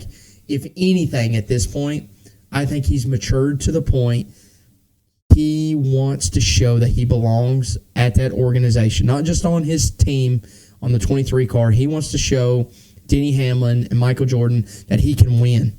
And so just do it. You know, we can all... With no weight on his shoulders. Exactly. They have no weight on his shoulder. He's plus 3,100 to win. Yeah. Eat that up. Half a unit.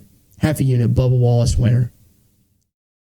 And like you said, I think it could easily be a non-playoff guy. Mm-hmm. Like I mean, that's more likely than not at these drafting tracks. This would be the ultimate middle finger to NASCAR. Yes. Because they put this in there to make they want Harrison Burton. Yes. Someone down there to win, advance. Yes. I want it to be a non-playoff guy so bad. So bad. And I think those are the 2 of the best non-playoff guys right now with speed. I mean, Kyle Busch in that Darlington race was right there. Yeah. Right fast. there. So fast for some odd reason. But then we go to kind of my 2 safe picks. One's very safe, I feel like. Ryan Blaney, top 5. Fords are good. The Fords are fast. You know how Fords are. Fords somehow turn it on these last 10 races. Mm-hmm. They do. No matter what they do, they turn it on. Because he won Talladega last year. Yes. To advance. To advance. Yeah. He had to. And he did. So I'm going, Blaney's going to push hard here. He could win the race, but he's plus 145, which is kind of sad, but full unit on that. And then my last one, big middle finger to our boy Corey LaJoy, who got his first top 10. Carson Hocevar, top 10 on Mr. Corey's, I can only win on drafting tracks. Top 10. You won't believe what these odds are. Plus 460. Ooh. Plus 460. All day. One whole unit on our boy Carson. He's learned so much from these tracks. He's ran up there a little bit, but he's gotten caught up in some accidents. Yeah.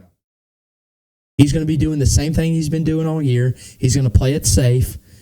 Next thing we know, we may be looking at 20 laps ago, 10 laps ago. He's right there. He's at 11th or 12th again, as long as he stays out of trouble. I feel really good about those 2. I feel really good about the Blaney one, sadly, because it's just what Blaney does.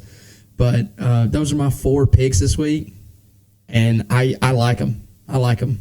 I like them too. I want to roll that into predictions and say that it's going to be super hot, and I think handling will matter. Yeah. And so we might not have as much of a lottery as a super speedway. So I think that's where someone like Carson, who's not afraid to take risks, will bully his way into the top 10, piss everybody off. But then also Blaney with a top-tier car that knows what he's doing can easily stay in that top 5. Yeah. Because they're probably going to qualify well. Oh, yeah. I would imagine. Yeah. I think Joey wins the pole. I do. Good call. Yeah. I mean, Joey's a pole connoisseur. He's won more poles than anyone I can imagine. And they can trim them out. Yeah. And then as hot as it gets, if the handling matters, you put it into the driver's hands even a little bit, then even if you're trimmed out, it shouldn't matter. Yeah. I think. I mean, it's one of those that I completely it's such a different super speedway than what we're used to, because 3 wide is so tight. So tight. Yeah, so there's no tight. room. There's no room for anything, which to me leads to more errors. You know, I mean, when you have to get that tight and that wall is coming towards you, and you're like, oh my gosh, I'm going 180 miles an hour. I have to move. And there's 3 cars here inside. I mean, we've seen it before. They just throw them 4 wide in there, and you're like, what are we doing here in Atlanta running 4 wide? So exactly. It's going to be crazy. Not that I'm excited about another drafting track, but I'm not either. And I think we're seeing this track wear out really quick, and they are lifting. They're burping the throttle a little bit in the corners. A tad, yes. It probably won't happen because what really screwed us is this last race we had there with the 3 wide finish. Yeah. But if we continue to slick this track up, it continues to wear. I would like them to not do the super speedway package. And I don't think we're ever going to get the old Atlanta because there's too much banking to where, like Kevin Harvick's lifting at the flag stand and driving it, which is just, I think that's so cool. I think it's so cool. I don't think we'll get that anytime with this new configuration, but if it slicks up to where pack racing doesn't make sense, maybe even next year, give us full horsepower. Yeah. 670. Go back to the intermediate. Go back to the intermediate package and let these guys race it out. Yes. And then even it could be almost like a Fontana or Michigan in the old days where you were still pulling a draft, but you still had to drive it in the corners. Yep. And it might be really compelling. And we saw an amazing race at Michigan this year. We did. We did. And that's the same kind of track. That's the same exact package that they could run at this track, and we would see speeds over 200 probably. Yes. They would hit them. Yeah. In the entry of corners 1 and 3, they would be right there at those and on the back stretch and the front stretch. Let's get over 200 on straightaways. Get down to like 150, 160 in corners. I mean, oh my God, that's now racing. You're asking. That's old Atlanta, but I know. Yeah, that's racing to me. You know, that is. That's an intermediate track. Exactly. Yes, I mean, that's what we want to see. The bigger the disparity we can have in speeds from straightaway to corners, the real drivers will come out. Yeah. So, you think we'll see some shifting? I mean, I'd feel terrible about Kyle Larson. I really do. And I mean, if anyone's just going to get absolutely hosed by this format and this track and everything, I mean, we could see Kyle Larson going into the Glen like possibly under the cut line, which I know he does have a big gap. I'd have to look at the points. I might be talking on my ass a little bit, but I mean, he could take a huge hit.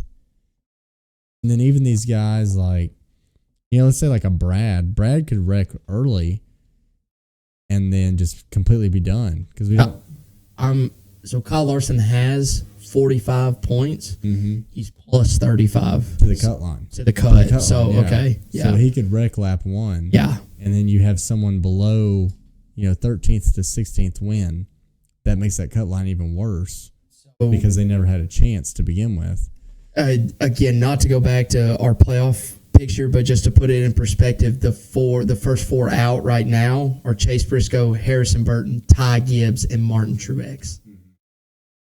It's kind of wild. Yeah. And no offense to Ty. Ty is just, he's kind of gotten lackluster here the past, I would say 8 weeks. Yeah, but that's where this format's ridiculous is because these two guys at the bottom here, Gibbs and Truex, ran well enough to point their way in, right? Yeah. Mm-hmm. But all year they just pointed their way in, running consistent, but they have no playoff points. So someone like Harrison Burton, who has playoff points now. We reset all this by playoff points. Yeah. Right. So now Harrison Burton has a leg up on those two guys, and then we're going to Atlanta. Yeah. Absurd. Yeah. Absurd. So I think we'll see. I kind of went off my picks based on, like driver skill more or less. Of course. Yeah. I tried to do the same, but at the I same don't think that'll factor. I don't either, and that's why I think Martin is definitely on the chopping block. I mean, he's the 16th driver in points right now. Yeah. Now, granted, Chase Briscoe, Harrison Burton, they're plus 0. So they're losing on tiebreakers right now. Ty Gibbs, Martin Truex, they're minus 1. So they're really competing against Bowman, Suarez, Cindric, and Joey. Joey's right there. I mean, you could easily see, like you said, if there is an early 20, if they try to throw it 3 wide, and I know who's going to be the leader of it, and that's Ross Chastain. Ross Chastain is going to throw it 3 wide as soon as he can. Well, here's what I'm worried about, because it's Atlanta. Like Colby says, this is Corey's best track. Well, even the time he almost won, he finished like 30th because he threw in a ridiculous block. Yeah. I think someone like Corey LaJoy that's trying to make a name for himself will cause if you could put a bet on that on FanDuel, who will make the most absurd move to cause the big one? Yeah. Like that's Corey LaJoy because he legitimately thinks he's a top tier driver and he's going to try to do something stupid. So, and it's going to be at the expense of any of these. Yeah. Top any 10. of those guys. I mean, no one is safe. Not even Brad's in 8th. He's +3. Brad's not safe. Brad needs to finish well here.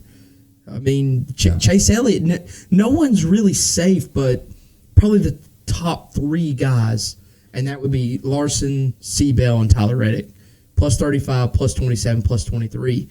William Byron's +17, but even then, that's... Here's what's even sillier is let's say you're Larson and you hang out mid-pack, staying safe all race so you don't get any stage points. Yeah. And then you're coming to the last lap, you're running second. Yeah. Someone behind you causes a wreck. Well, you didn't get any stage points all day. You end up finishing 30th. Yep. With no stage. Someone that even finished behind you, they got stage points, will outpoint you. Outpoint you, yes. Yeah. It's wild. It is. It's wild. It is. I know I got off topic there, but I just... No, you're good. No, okay. That's really all I had for predictions anyway. I really want to get into this new... Yes. Okay. So I'm going to hit you guys with our new thing starting this week. We're pretty excited about it. I asked Austin, I've been seeing a lot of trivia things, and that may just be me. I love trivia. And I was like, why don't we do a NASCAR trivia? I've never seen anybody do NASCAR trivia at all. So I was excited to do this, and we're going to call this the Choose Who Zone. So you guys know the Choose Cone. And let me throw the slideshow up there for you guys. Make sure you don't put the answer up there. I know. That's what I'm very nervous look about. away just in case? Yeah, just in case until I figure this out. So turn around until I get this where I need it. And you're good. You're good. Positive? Yeah, I'm positive. Okay. I'm positive. Oh, God. So, Choose Who's Zone this week. And as you can see, we got the choose cone and drop the green. So I spent some time. So what we're going to do is Austin is going to try to guess this driver from any era that I've chosen. And we're going to keep tally of this. If he doesn't get it, I win. But let me go over the rules here. So rules, I'm going to give 3 facts about any driver ever. And wild, first off. Yeah. It's going to be tough, but I think I've made it decent. And we're going to see. We're going to tweak this for you guys, but we're going to try to make it fun for both of us, mostly for Austin. We're going to test his knowledge here. 2 questions can be asked to help. So he's going to get 3 facts, and then at the end, he's going to get to ask 2 questions. If I need them. If you need them. Yeah. If you don't, you don't. 3 total guesses. So we're going to do it on strikes. He's going to get 3 guesses at this. But to throw a little wrench in it, because again, it's any driver ever from any era. Austin can also trade total number of guesses for another question. So he has 3 total guesses. If he wants to ask 3 questions, then you only get 2 guesses. If you ask 4 questions, then you only get 1 guess. So you could ask up to 4 questions, but you have to be certain that you get, you get a guess. The price you pay. Okay, exactly. So moving on, first fact, born in North Carolina in 1940. 1940? 1940. Oh my God. Again, this is our first attempt at this. Oh my God. What are you doing? I don't know. I don't know what I'm doing. 1940. Oh my God. 1940. That's literally anybody. It could be a lot of people. I was honestly, I had maybe hold on. Maybe I had more confidence in you than I thought, because I was afraid if I put the hometown that you would know. That's how scared I was. Okay, so we can come back to this, but just keep that in mind. Fact 2. These pictures. Car? No. God, no, that's not his car. The car literally means nothing. He ran. Fact 2, so if you're keeping track, fact 1 was he was born in North Carolina in 1940. Fact 2 is he ran 474 races over 22 years, with his first race in 1973. So that should give you a better age. That should give you a better age. To 1994. Yeah. 94 was last season. Okay, Jesus. Fact 3. Best finish in the Winston Cup Series was second in 1984. I thought this was a good You know one. what's hilarious is after question 2, I was like, I bet it's Kel Yarbrough. And then this is a picture of Kel Yarbrough. Kelly Armour's car. It's not It's Kel not. Yarbrough. No, it's not. Because he was like a 3-time champion. Yeah. So, going back, fact 1, born in North Carolina in 1940. He ran 474 races over 22 years, with his first race in 1973. Fact 3, best finish in the Winston Cup Series was second in 1984. So I'm just saying, if you knew the Winston Cup Series and you knew who finished second in 1984, you would instantly know. It'd be easy. Yeah. Jesus Christ. Man. So, Go back to fact 2. yeah, fact 2. So you never told me race wins, right? No, I didn't tell you race wins. I didn't tell you race wins. I'm not saying that's my question. Oh, that's not what I wanted to do. Born in 1940. So he would be 80. There's no way he's alive. Oh, he's alive. I'm sorry. Hold on. We're still figuring this out Just here. go ahead and Google his name. Pull it I up. am. But I needed to make sure it's on my screen. No. I want it on my screen. No.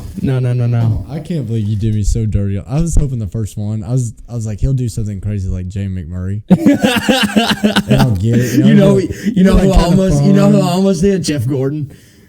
I would have been fine with that. I really wanted to come out strong. I feel like Corey LaJoy in your Carson Hocevar is what I feel like you've talked about this guy before, maybe a little bit, but again, he's never won a championship. That's what makes it hard. he's never won a championship. I was afraid the championship guys would be too easy. Again, we're gonna tweak this. If you don't get it, I will make it easier until you get one, and then we'll figure something out.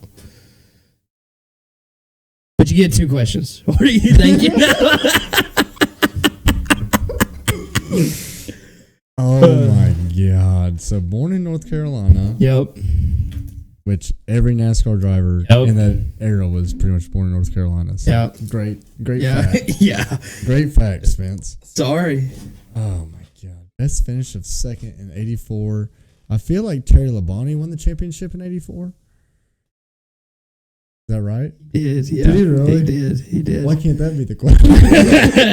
My old number 44 Piedmont car. Yeah, I'm pretty sure. When I was looking at it, that's who I remember. 1984. Champion would be Terry Labonte. You all right? No, who finished second? Who finished second that year? It doesn't mean a thing. It doesn't, but I'm just telling you. Oh my God, dude. You did me so dirty. But he was clearly relevant. Until 1994. You get 3 guesses. I know. I feel no. It's not. It's not Neil Bonnet. So And you also have 2 questions. You haven't used any of your questions yet. Okay. How many races has he won? In total Cup races. Cup races. He won 18 Cup races. 94 is his last season. Oh God, how many guesses do I get? Get 3 so far, and you still have 1 question. I haven't guessed any. You haven't guessed any. You've just been talking out loud. Now, if you get crazy, like I'm giving you Terry Labonte right now, okay? Well, I knew it wasn't Terry Labonte. I know, but I'm just trying to get in the right yeah, frame of mind. yeah. 1984. God, I wish it was Terry Labonte. I can tell you exactly what that car looks like that Terry Labonte drove too. Mm-hmm. I just can't remember who he beat because he was a rookie or like close to a rookie. He was pretty young when he won that championship. Who would he have been competing with that never won a championship?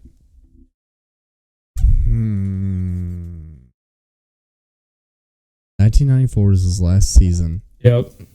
And I feel like the person I'm thinking of, he would have been good in the 90s.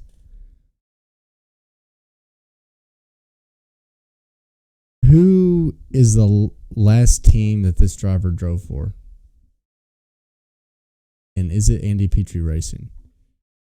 No, it was not Andrew Petrie. It was Leo Jackson Motorsports. That helped me none. Okay. Did it not? Do you know that team though? Absolutely not. Oh, okay. They were pretty good throughout the decade that he ran. They were pretty good? I mean, I'm just saying his car was decent. Okay. His best finish in the series was second. In 1984. 1984. That was with Leo Jackson? Or does that count as a question? No. That does not count as a question. No. You asked the last team he ran for. I'll give you. You are right on the year that he was done Cup racing. It was in 94. 94 for Leo Jackson. Yes. Whoever the hell that is. Yeah. Did you make a guess? You made a guess. No, I didn't. No. Okay. So you still have 3 guesses. No, I was going to make a guess, but that tells me that who I was guessing is not right. Can I tell you who I thought it was? Does that you can tell me who you thought it was, I of thought course. it was Harry Gant. Did you? Yeah. Wow. Now you're making me think that it's Wow. Harry Gant. Wow. Okay, guess one. Is it Harry Gant? Yeah. Is it really? Yeah. Oh my god. Hold on. That's why I said Andy Petrie. I thought that's the last person he ran for. When did he run for Andy Petrie? He's Mr. September. He did not run for Andy Petrie unless Andy Petrie changed their name. Andy Petrie was his crew chief. He was in the 33 Skull car. Yes. Is that Leo Jackson? Yeah. That's where I screwed up. Leo Jackson Andy Petrie Racing was a NASCAR team that was founded, originally formed in 1985 as Jackson Bros Motorsports. Oh my god. So you were all over, bro. Oh you were all over. Good job, dude. I kind of felt like I cheated there a little bit, but I was thinking Harry Gant. That wasn't bad, though. Okay. That wasn't bad. Okay. That was good. So he is known as Mr. September. Okay. Because I think it might have it probably wasn't 94, but it was sometime in the 90s. He won every race in September. Dang. He was like 50 years old or something. That's definitely in his Wikipedia. You can figure out if you can see what year that was. That he won every race in September? He has only like 4 races. You know what I mean? Yeah. But he was like 50 when he did it. Also, if we have time, you should pull up his car because that is probably... Oh, no, it's beautiful. Top tier paint scheme in his car. The Skull 33? Yeah, the Skull Bandit. Mm-hmm. Man, that was a good one, Spence. Yeah. I like that. You made me work for that one. I did. I mean... Golly. I'm sorry to the viewers that I was like, I know it's not him and him. Yeah. I should have held a better poker face for you guys out there. I'm sorry. That was my fault because I forgot Andy Petrie was his crew chief. I thought he drove for Andy Petrie. Mm-hmm. Petrie went on to crew chief. Yep. Heard from RCR. Suddenly they got faster.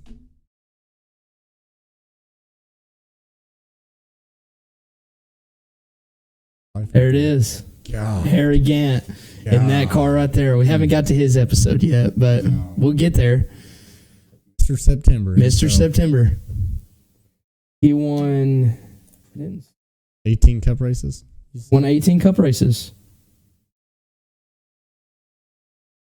I mean, he had to win 4 in a row. There it is. 1991. He won Darlington, Richmond, Dover, Martinsville. So Andy Petrie, I think it was on Super Speedways, but he took the window actuator out of like an old Oldsmobile, and he mounted it to the spoiler. Oh my gosh! And he put a switch inside the car, and so when they were running, Harry could flip that switch, and the spoiler would go down. Oh my gosh! So. Yeah, he finished that year in 91, the last 1, 2, 3, 4, 5, 6, 7, 8, 9 races. 8 out of those 9 races, he finished top 5. He won the spoiler. He won the 4 in a row, and then he won at he finished second at North Wilkesboro, then finished 4th at Charlotte. What is this track? You raced Charlotte twice? Probably. Should be like CLT on there. Yeah, it's CLT. It's CLT, but then it's CAR. Carolina Raceway. That's Rockingham. Rockingham. He finished second at Rockingham. He finished 23rd at Phoenix, and then fourth at Atlanta. Yeah. What a strong pick there. Yeah.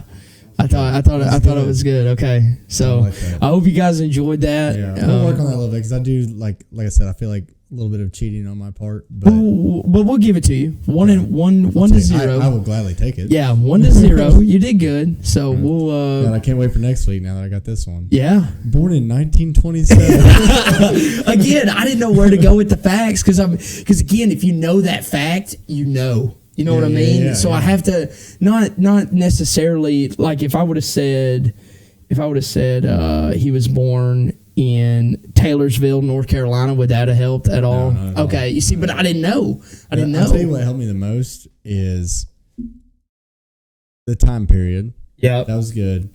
And then that he didn't win a championship. Mm-hmm. And that 18 cup races, I'm like, okay, he's one of those like fringe, like pretty decent, like had to be good enough to where it's a decently household name. Yes.